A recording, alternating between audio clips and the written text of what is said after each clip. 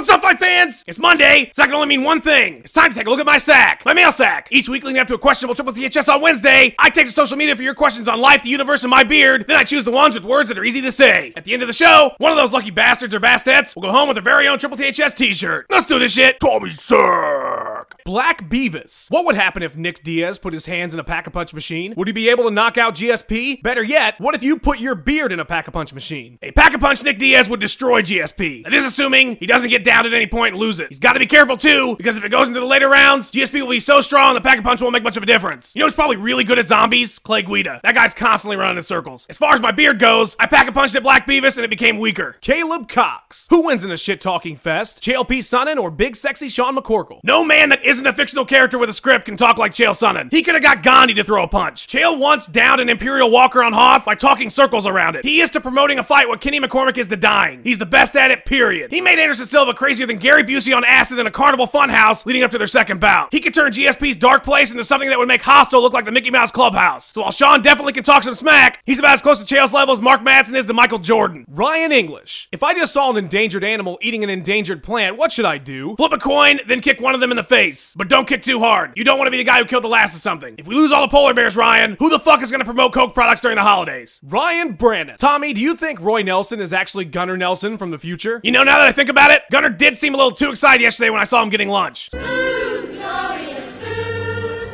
hot sausage and mustard, while we're in the mood, cold jelly and custard. Spilled bag of ice. Tommy Toehold found a super rare pic of you smiling. What inspired the stoic, intense Tommy to crack a smile? Good God! This is why I never smile, guys. That is terrifying. I look like a Thanksgiving Day float from hell. Imagine if you were in bed and you woke up in the middle of the night and that was hovering over you. It looks like I'm about to start stabbing a bunch of kittens while singing I Got a Feeling by Black Eyed Peas. Thank you, Spilled Bag of Ice. When I close my eyes for the rest of my life, all I will see is that face. Nikki Eriks. Do you like mayonnaise? Patty? Yeah, she's cool, I guess. I feel like she was kind of leading Doug on, though. I mean, it was pretty fucking obvious that he had a crush on her, and she just used that to her advantage. You know what I never understood about that show? Everybody's skin colors. Skeeter was aqua, Roger was green, Patty could have just left the cast of the Jersey Shore. That fucking school looked like a bag of Skittles. I don't know if there's a message there. I just know that Doug's neighbor was purple. Lee McCart. What car do you drive, and have you got any pets? Can you rollerblade without assistance? No pets. Animals belong in the wild killing other animals, or on my grill waiting for the broccoli to steam. Nobody's rollerbladed since 1994, and I usually cruise around Toontown in a DeLorean so I can say to women as I pass, hey, how'd you like 121 gigawatts in your flux capacitor? It has not worked yet, but you can't win the lottery unless you play. Ryan McElwain. Take this one to your sack, Tommy. Before you even consider answering any of those other turd questions, you should just address the following. The Shogun of Harlem versus the Ultimate Warrior. In their prime, we'll say circa 86-89-ish. 1, who cuts the better pre-fight promo? 2, where would the fight go down? 3, what's the tale of the tape? 4, who wins? And 5, what's the finish? Ryan, the answer to all your questions can be summed up simply by the Warrior himself. Now you must do with the creation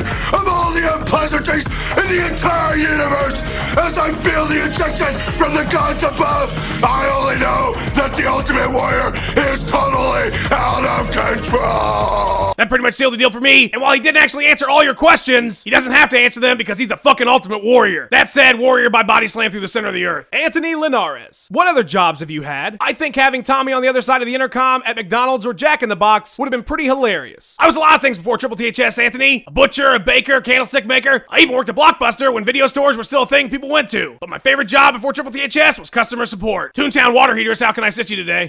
Yeah, I'd like to file a complaint. Yeah, what's that? You guys were supposed to be here at 9 a.m. and your tech got here at 9:05. I don't have 5 minutes to wait around for your sorry asses to get here. I want a full refund for your services. Okay, sir, so what I'm getting right now is you're a giant douchebag who is out of your fucking mind. Is that an accurate assessment? Excuse me? Get me your manager on the phone right now. Just a second, sir.